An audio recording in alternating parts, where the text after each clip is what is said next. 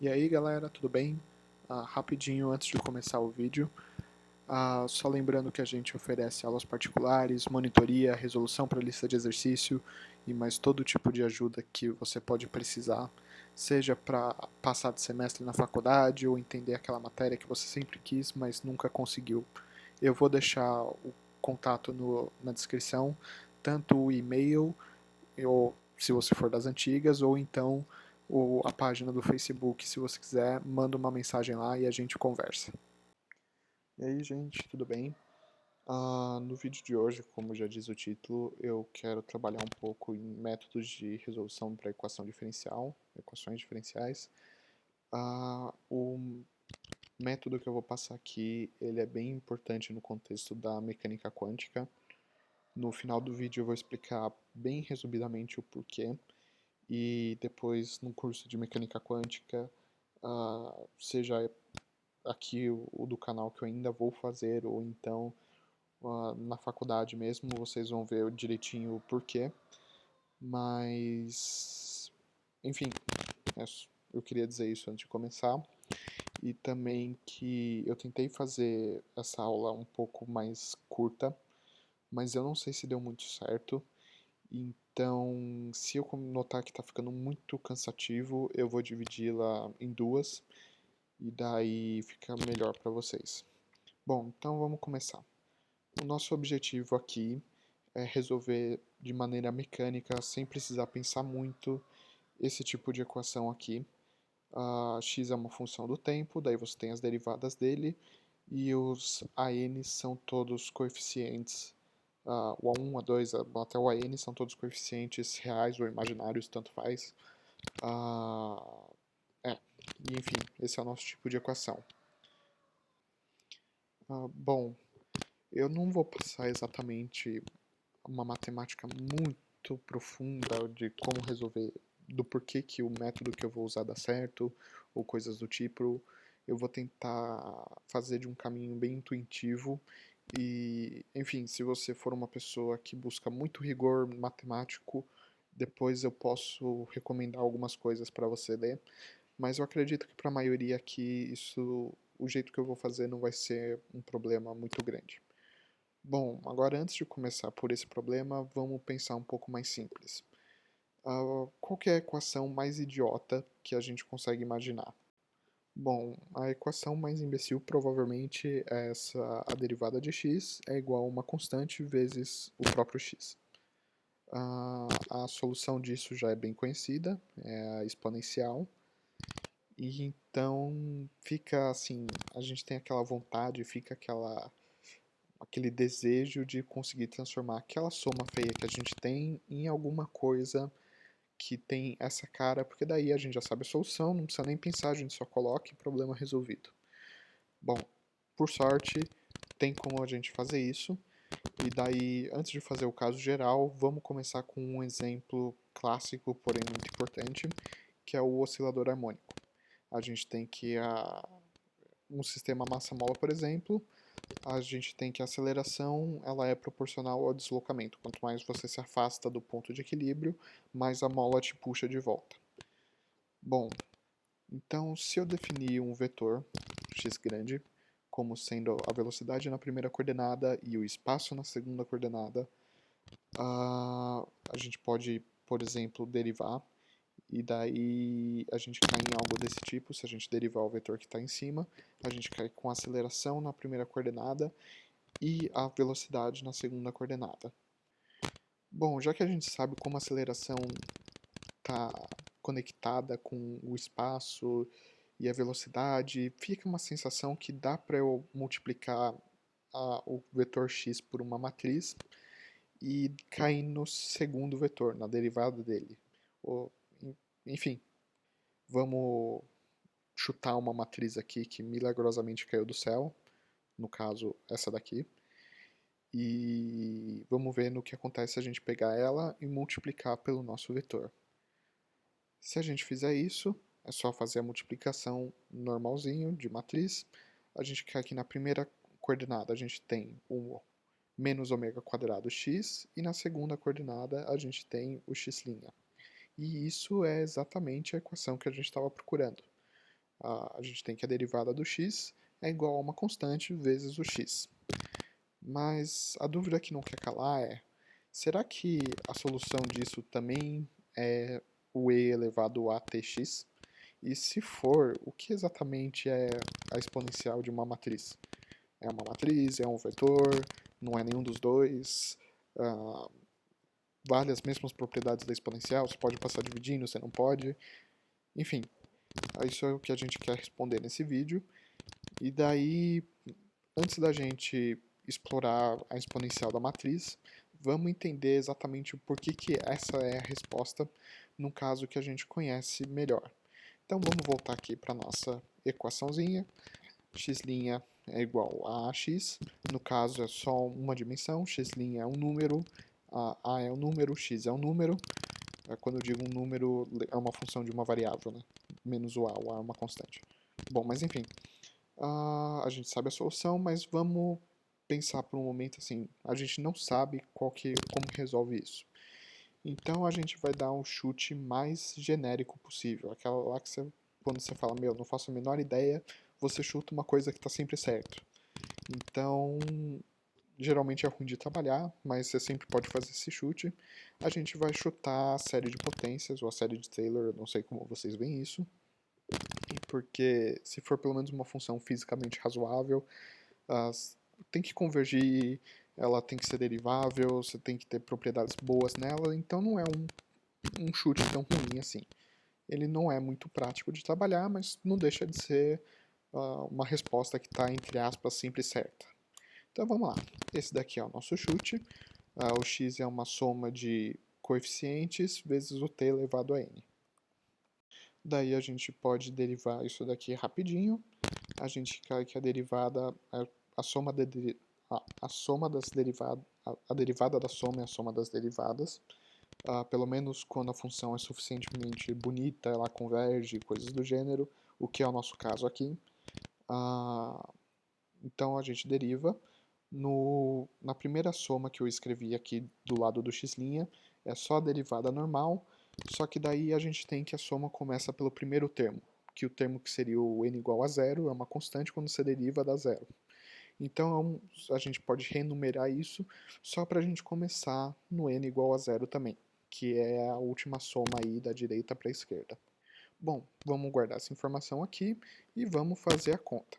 X' é igual a x, isso quer dizer que aqui a gente colocou o x' nessa forma feia, nessa forma de soma, e a gente iguala isso a x.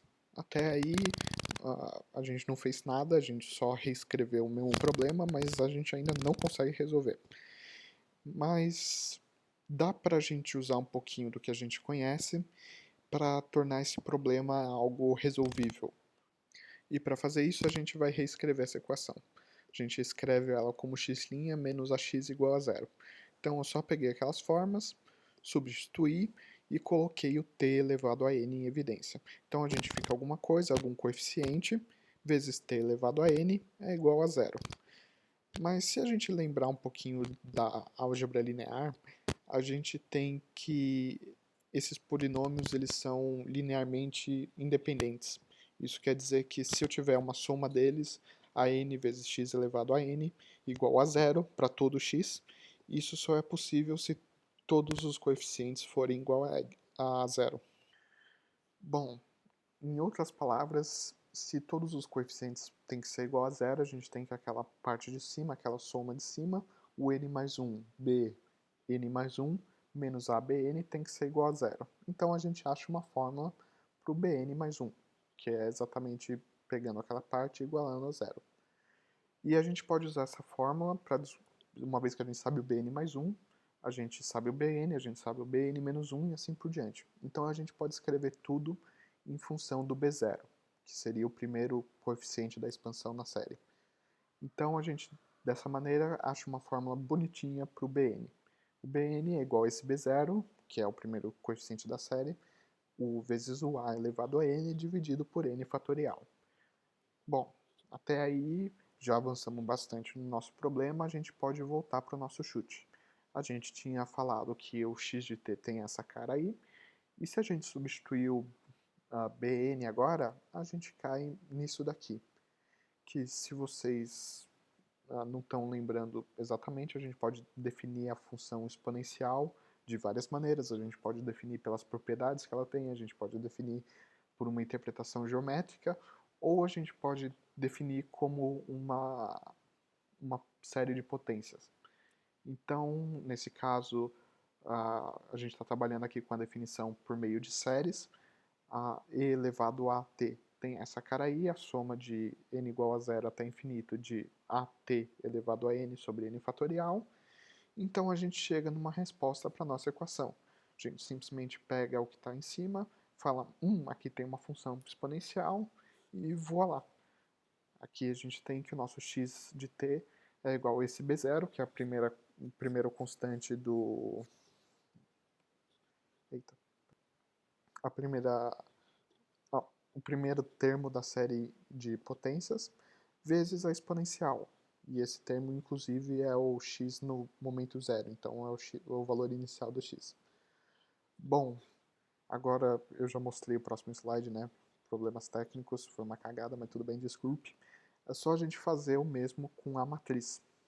E como que a gente faz isso exatamente? A gente define a exponencial da matriz exatamente da mesma forma, com uma série de potências. Então, e elevado a t, sendo A uma matriz quadrada de n por n, ela é uma soma de n igual a zero até infinito de at elevado a n sobre n fatorial. E agora, uma vez que a gente já sabe isso, a gente sabe que é uma matriz, porque a multiplicação de matrizes quadradas continua sendo uma matriz quadrada da mesma ordem. Então, a gente tem a solução do nosso problema. Se a gente repetir exatamente os mesmos passos, fazer exatamente o mesmo chute, a gente tem a solução do nosso problema aqui. x' igual a x, a gente sabe que a resposta agora é essa exponencial. Daí, para provar para vocês que eu não estou falando besteira, se você já viu isso antes, eu recomendo seriamente pular, ou se você simplesmente acredita em tudo que eu falo, porque sim, pular para o próximo vídeo, porque esse daqui não vai te trazer nada novo. Mas para aqueles que estão vendo isso daqui pela primeira vez, ou então viram meio por cima, assim, mas não sabem exatamente o porquê, a gente vai calcular o nosso exemplo do oscilador harmônico nessa forma de exponencial de matriz. Então vamos lá. A gente tem que o A era aquele lá do oscilador harmônico, é essa coisa aqui, 0 menos ômega ao quadrado, 1 e 0. A gente pode elevar essa matriz ao quadrado. Vamos fazer isso aqui. Eu coloquei as matrizes uma do lado da outra, caso você, sei lá, eu esteja fazendo anotação e queira fazer a conta você mesmo, para garantir que eu não estou falando besteira. Isso daqui é menos ômega ao quadrado, 0, 0, menos ômega ao quadrado. Ou, em outras palavras, menos ômega ao quadrado vezes a matriz unitária. Eu não sei como vocês escrevem a matriz unitária, vocês escrevem só 1 ou i ou sei lá o que. Então eu deixei com i só para não confundir com nenhuma outra coisa, que se eu colocasse um alguém ia falar, meu, mas virou um número, e não é esse o nosso objetivo, né? Bom, então repetindo a mesma ideia, a gente pode calcular o a ao cubo, que é ômega ao quadrado, vezes a identidade vezes o a, que é basicamente a vezes menos ômega ao quadrado, e a quarta, que é ômega ao quadrado vezes a identidade, tudo isso ao quadrado, que é a ômega quarta vezes a identidade. Bom, eu não sei se vocês notaram, mas tem um certo padrão aqui. Isso é quando o A é o A elevado a N, esse N é ímpar, a gente tem que a matriz que dá é algum coeficiente vezes o próprio A. Quando o A é par, a gente tem que a matriz que dá é algum coeficiente vezes a matriz identidade. Então, resumindo, se vocês fizerem a conta bonitinho, se o n for par, a gente tem que o a elevado a n tem essa cara aqui. Menos 1 elevado a n mais 2, n sobre 2, desculpa, vezes ômega elevado a n, vezes i. Então, a gente achou uma fórmula para o n par e para o n ímpar também. É menos 1 elevado a n menos 1, tudo isso dividido por 2, ômega elevado a n menos 1 vezes o a. Daí vamos conferir isso aqui rapidinho. A gente pode fazer das mesmas matrizes que a gente já fez lá atrás. Para o n igual a zero, a elevado a zero é menos 1 elevado a zero, ômega elevado a zero, isso tudo é um número, isso dá 1, vezes a matriz identidade da própria matriz identidade. Isso era o esperado. Bom, para n igual a 1, substituir na fórmula lá, dá menos 1, 1 menos 1 dividido por 2, calma aí, menos 1 elevado a 1 menos 1 dividido por 2, que é 1, ômega elevado a 1 menos 1, que é 1 também, vezes o A. Então, como esperado, isso daí dá a própria matriz A. Se for o n igual a 2, substitui na fórmula de novo, dá menos 1 ômega ao quadrado vezes I, que é exatamente aquela matriz que a gente tinha calculado há 3 slides atrás. E no n igual a 3, só para tirar a dúvida, substitui na fórmula de novo, fica menos 1 elevado a 1 ômega ao quadrado A, que mais uma vez era a matriz que a gente tinha calculado. Então, aparentemente, a gente achou a regra para escrever essa soma de matrizes. Então, resumindo, se a gente fizer essa somatória aqui, a gente pode dividir o A elevado a N na soma sobre os termos pares e na soma sobre os termos ímpares. Bom, até aí tudo bem, você fala, pô, legal, mas o que eu ganho com isso? Essa conta tá feia, não tá me ajudando muito. Então vamos escrever esse n de uma maneira um pouquinho mais inteligente para transformar essas duas somatórias em uma só. Se o n for par, a gente pode, sem nenhum peso na consciência, falar que ele é 2 vezes algum número, porque se ele é par, ele tem que ser divisível por 2. E daí os matemáticos que me desculpem, mas eu vou colocar o zero dentro dos números naturais, então o zero, entre aspas, fica sendo par. Então o n é igual a 2 vezes o m vai de 0, 1, 2, 3 até infinito. E se o n for ímpar, tem que ser isso mais 1, porque você pega um número par e soma 1, ele fica ímpar, e a gente repete isso. Então a gente pode reescrever aquelas duas somas que a gente tinha aqui, a gente reescreve essas duas somas como uma soma só. Então vamos lá. Somatória de n igual a 0 até infinito de AN, escrito em função do m, é só pegar, substituir para os pares e para os ímpares, é isso daqui. Bom, até aí já avançamos bastante, só que a gente ainda não respondeu a pergunta de o que é e elevado a t. Então vamos escrever rapidinho aqui. A exponencial é definida dessa maneira, de acordo com o que a gente falou lá. E a gente vai substituir agora os termos a elevado a n por essa soma que está em cima. Então, fazendo isso, a gente cai nisso daqui. Daí, provavelmente, vocês estão falando, me xingando, falando, tá bom, você está substituindo um monte de soma dentro de outra soma, mas a gente continua com uma coisa feia que é ruim de trabalhar e é ruim de resolver. Se for fazer assim, é melhor não fazer. De fato, mas se vocês olharem bem para a cara disso, dá para a gente simplificar um pouco. Então, vamos lá. Se vocês lembrarem, o seno, pelo mesmo motivo da exponencial, pode ser definido pelas propriedades geométricas, pelas propriedades algébricas, ou simplesmente como uma soma de potências. E a soma de potências do seno é essa coisa bonita aí. A gente pode fazer o mesmo para o cosseno. E naquele último termo da soma, a gente pode multiplicar tudo e dividir tudo por ômega, que no caso seria multiplicar por 1, só para ficar só para o ômega ter o mesmo coeficiente do t e a gente poder simplificar a nossa equação.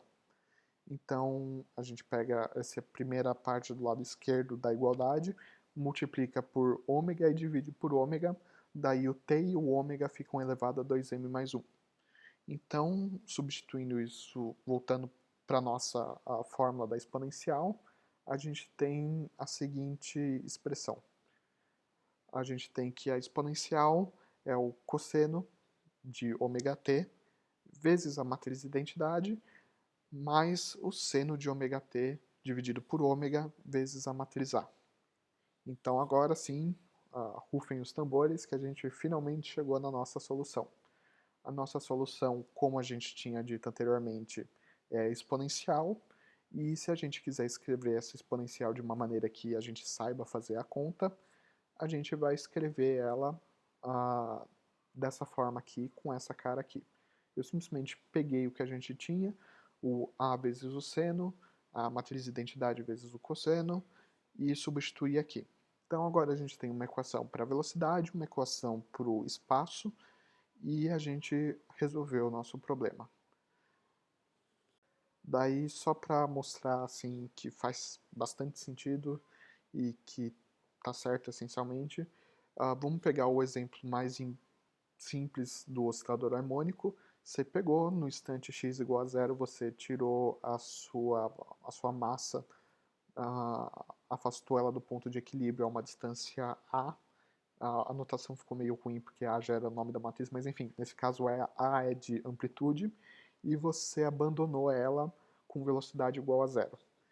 Daí, se você fizer a conta bonitinho, você tem que o x de t tem que ser A cosseno de ômega t, porque no zero ele está a uma distância A e a derivada disso é seno, que no zero, que no zero é zero.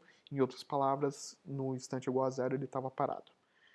Então, se você fizer exatamente isso e substituir aqui na matriz, você pode multiplicar e você vai ter exatamente a mesma solução. O x' você pode calcular ou derivando o x de t que você já sabe, ou pegando da matriz lá em cima. Bom, então essa é a prova que o nosso método funciona, uma prova bem mais ou menos, mas é uma prova. Agora fica a dúvida para um caso mais geral. No caso geral, a gente tem aquela conta que eu mostrei no começo da aula. E a gente vai repetir o mesmo procedimento. A gente vai construir um vetor, vai construir uma matriz, e desses dois a gente chega na nossa equação.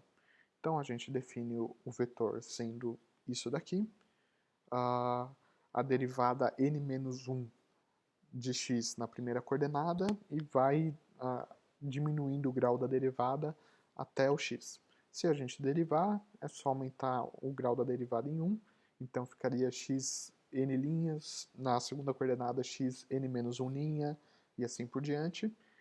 A matriz A, aí não tem muito segredo para descobrir o que é, você tem que escrever a matriz e multiplicar por x para ver no que dá. Mas enfim, eu vou escrever ela aqui para vocês. Na primeira linha a gente tem todos os coeficientes e nas linhas de baixo a gente vai tendo os uns todos deslocados, de maneira que você sempre relacione a derivada da ordem seguinte com a derivada da ordem anterior.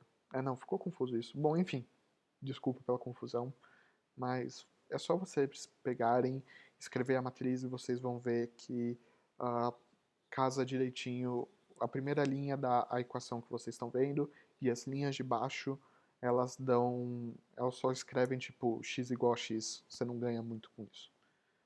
E, como a gente mostrou, a solução disso é x elevado a tx vezes o vetor no momento igual a zero.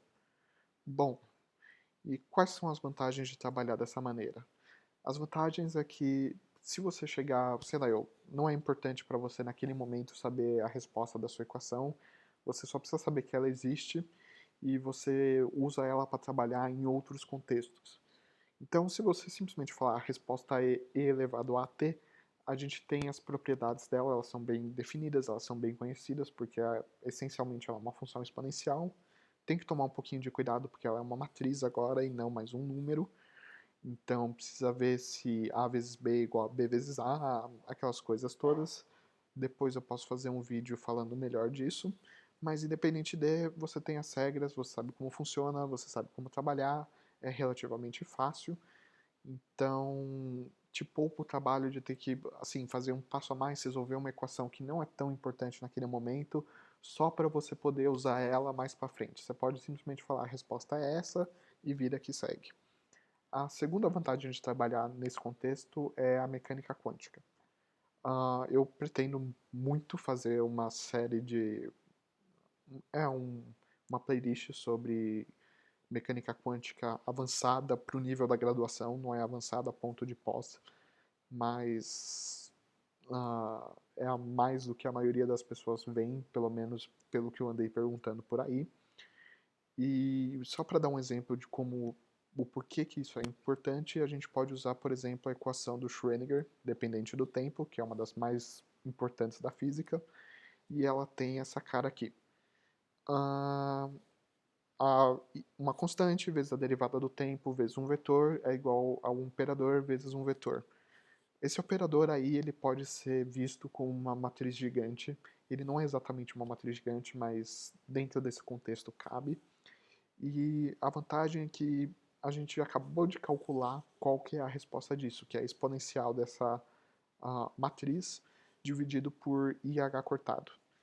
Então, em outras palavras, isso aqui, a gente sem fazer conta nenhuma, a gente já achou a solução da equação de onda, e uma vez que você sabe a solução da equação de onda, você sabe tudo que você pode querer do seu problema de mecânica quântica.